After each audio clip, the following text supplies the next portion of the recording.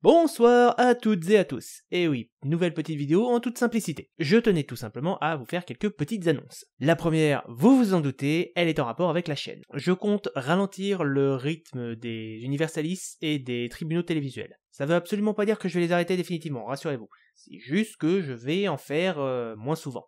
La raison, elle est toute conne, c'est surtout que je fais de plus en plus attention aux infos que je cite. J'essaye de me renseigner au maximum sur tout ce qui est culture populaire et adaptation de chaque sujet, et je fais de plus en plus attention à tout ce qui est montage, enregistrement, tout ça. Sauf que, évidemment, tout ça, c'est du boulot. Contrairement aux chroniques vidéoludiques qui, elles, sont relativement faciles à faire.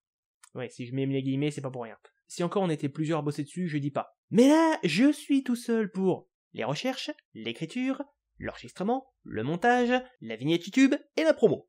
Parallèlement, vous le savez, je suis auteur, donc faut quand même que je me garde un petit peu plus de temps pour mes propres histoires à moi. Et en plus de tout ça, j'ai un travail de libraire qui me prend 90% de mon temps.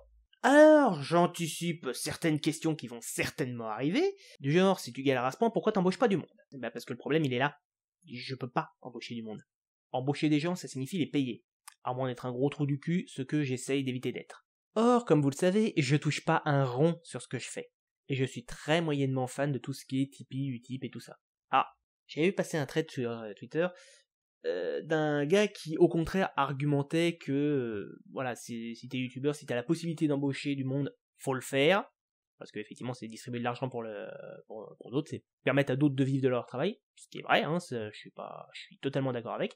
Faut pas avoir honte de gagner de l'argent, hein, du moment que tu baignes pas dans le luxe, t'as pas de honte à avoir. Mais le problème, c'est que pour embaucher, il faudrait que Parlons Univers soit une entreprise. Et je vous cache pas que c'est déjà suffisamment la galère pour gérer ma propre librairie. Si en plus il faut que j'ajoute ma chaîne avec tout ce qui est comptabilité, financement et tout le reste, non. Non, là, clairement, non, c'est mort, je ne le fais pas. Tout ce qui est financement administratif, ça me gave, j'en ai marre. J'en ai suffisamment à faire, je vais pas en plus m'imposer ça. Bon, après, si je venais à vraiment gagner de l'argent avec la chaîne, ouais, peut-être que je contacterais des monteurs, effectivement, je leur demanderais de m'aider à monter les vidéos.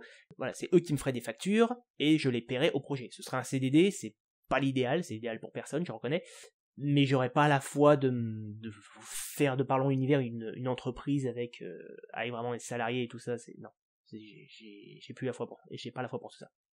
Donc voilà, je pose l'info là, hein, si quelqu'un veut en parler dans les commentaires, hein, c'est open bar, y a pas de souci, mais pour le moment c'est niet. Sinon, j'envisage de plus en plus sérieusement de faire passer les tests sauvages comme ça, en facecam, en fait. C'est ce qui, effectivement, prend énormément moins de temps que tous mes petits montages, et du coup, effectivement, ça me permettrait d'en sortir plus régulièrement, et voilà.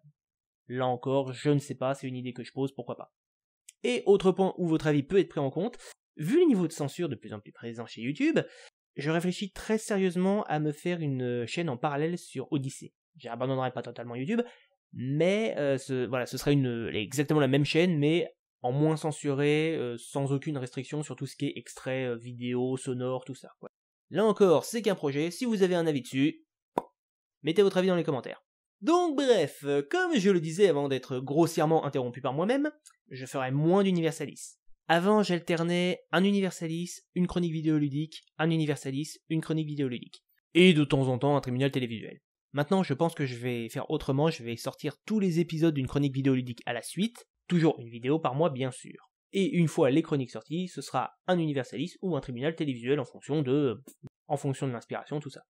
Ah, et dorénavant, pour les chroniques vidéoludiques, la vidéo sur tout ce qui est description analyse de l'univers et du scénario, sortira le lendemain de la vidéo sur le gameplay. Parce qu'apparemment, trop de vidéos le même jour, ça fait pas plaisir à YouTube, donc... En dehors de ça, je tenais à préciser que, vous vous en êtes rendu compte, cet été, j'ai pas sorti beaucoup de vidéos. Alors, pas parce que j'ai pris des vacances, hein, non, merci, j'ai pas les moyens. Non, c'est juste que, en été, il fait chaud. Je déteste la chaleur. Littéralement, quand il fait trop chaud, je n'ai plus d'énergie, plus de motivation, je suis juste une larve qui traîne dans un coin, c'est tout. Et sachez que, en fait, je vis dans un studio de 20 mètres carrés. Et ça se voit pas, mais déjà je suis assis par terre, et surtout je vis sous les combles. C'est-à-dire que quand à l'extérieur il fait 30 degrés, chez moi il fait 35. Et donc dans ces conditions je peux pas bosser. Donc l'été c'est la période où je n'écris quasiment pas, où je ne monte pas, où je n'enregistre pas, où j'ai même pas la foi de poster des vidéos prépubliées, donc voilà. Donc si vous n'avez aucune nouvelle de ma part pendant l'été, c'est normal, c'est parce que je crève trop de chaud pour faire quoi que ce soit. Bien, ça c'était la partie sur Parlons Univers. Parlons maintenant du côté auteur. Si certains de vous me suivent pour mes bouquins, ce qui me fait énormément plaisir, je vous le dis tout de suite. Alors, on va commencer par le cas de Cendre. J'ai eu beaucoup de fans du premier tome qui attendent avec impatience le tome 2. Et ben je suis sincèrement désolé parce qu'il va falloir l'attendre encore un peu plus longtemps. À l'origine, le tome 1 était édité chez Uto, qui a été phagocyté par Farallon, et ce qui a occasionné une ressortie du bouquin, et du coup avec changement de mise en page et hausse du prix. J'étais vraiment pas fan de leur travail, donc j'ai demandé à récupérer mes droits et à aller voir ailleurs. Et à l'heure actuelle, Cendre est donc toujours orphelin, et toujours à la recherche d'un éditeur. Ce qui malheureusement prend énormément de temps. Par contre, soyez rassurés au moins là-dessus, le tome 2 il est totalement fini d'écrire, et le tome 3 je dois en être à peu près mi-parcours. En revanche, sachez que j'ai sorti un tout nouveau livre, un one-shot de science-fiction super-héroïque. Dans les années 1920, une météorite est tombée sur Terre, et a plus ou moins donné des super-pouvoirs à certains individus. L'intrigue commence à notre époque, où on suit une journaliste qui, justement, enquête sur cette histoire passée sous silence. Sauf qu'évidemment, quand tu fouilles dans des intrigues pareilles, tu déranges très vite les mauvaises personnes. Et pour ce qui est des fans de Divano, sachez qu'en ce moment, nous sommes, avec notre édition, en pleine correction de ce qui va être le premier spin-off de la saga, qui sera centré sur Laetitia et Marischka. Voilà, je pense que j'ai dit tout ce que j'avais à dire. Sur ce, eh bien, je vous souhaite une bonne soirée à tous, et à bientôt à bord de l'Universalis. Ciao.